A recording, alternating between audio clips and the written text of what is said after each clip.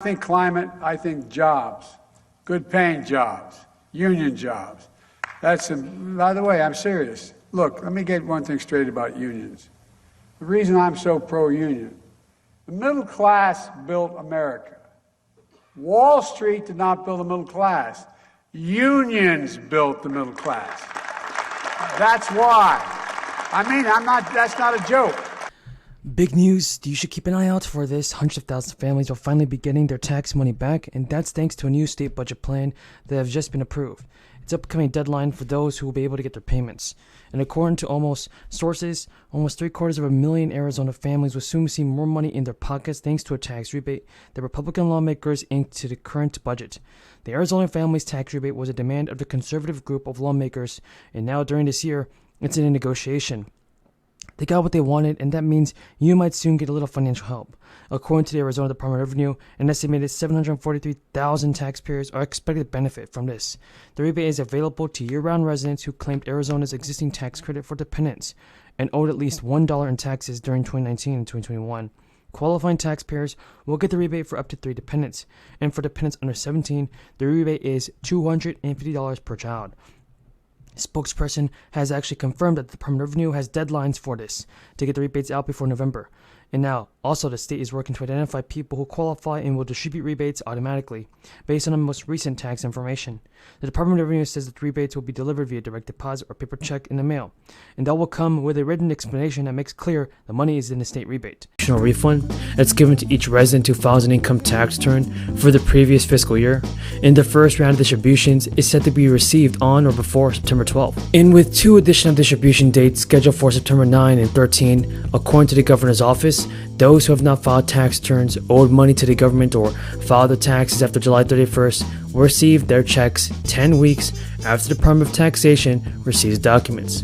The governor said in a statement, "It's my hope that the $300 million in tax refunds begins to go distributed so far, bring some relief to the hardworking people in the state of Hawaii who were hit hard by the crisis."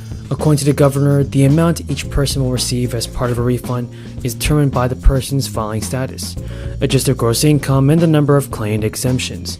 Single filers earning an annual income of under $100,000 will receive one-time checks of $300, with single taxpayers with a higher gross of income receiving $100.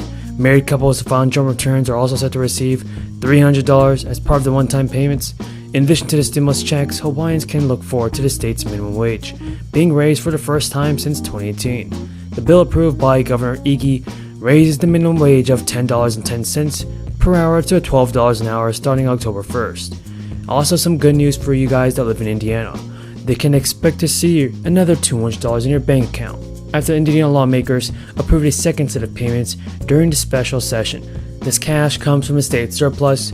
Governor Holcomb pitched the idea of a $225 check to help Indiana residents struggling with high gas prices and inflation. In the Indiana House bill and Senate took approaches to different inflation relief checks. The House plan mirrored the governor's proposal and includes payments of $225 to residents, while the Senate plan, on the other hand, includes a proposal to... It's on the way right now, everybody. More and more fourth stimulus payments have been approved. Congress is going to take huge action this week to establish new financial assistance programs, and millions of Social Security, SSI, Ssdi, and RRB beneficiaries can expect to receive new stimulus payments. States have announced their action plan to address the rising cost of living that so many people are facing. President Biden has also made announcements on how the White House plans to further lower prices for the American people. This means taking health care to the people, often the hardest to reach and often left out, and the most medically underserved. So I urge President Biden to sign this bill into law without delay to improve health outcomes across the board and make a positive difference in people's lives. Thank you, and I yield back.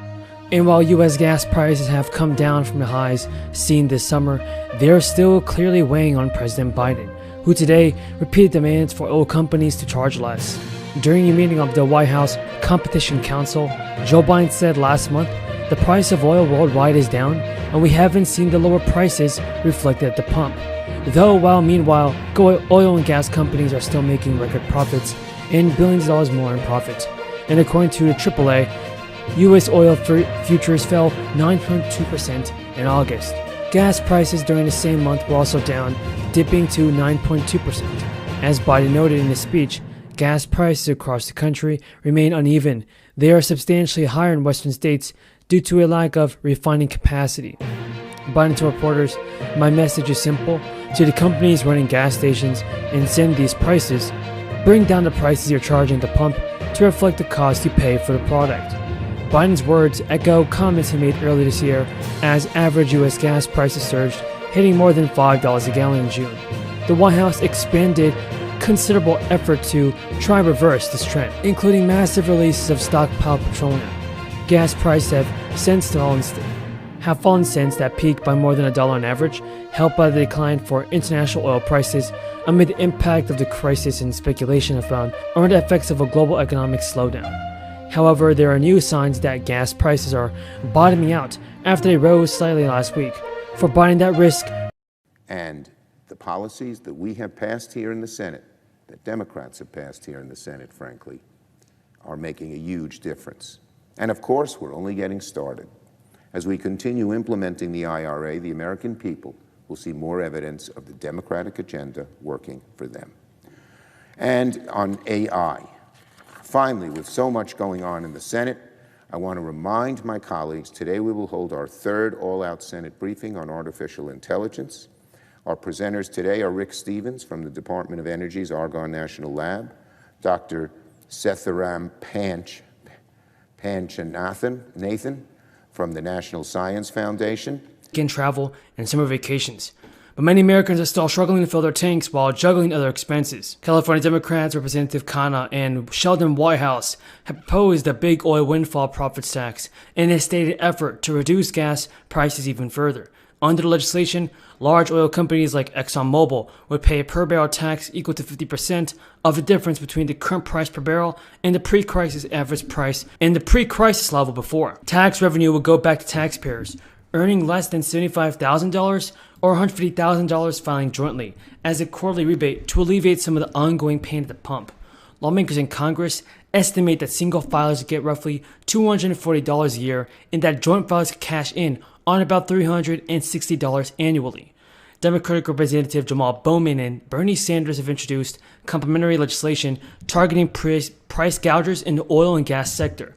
A bill proposed by 3 House Democrats would send money every month to families when the national average for gas is more than $4 a gallon. Under the legislation proposed by Mike Thompson, John Larson, and Lauren Underwood, eligible families would receive $100 per month plus another $100 for each dependent.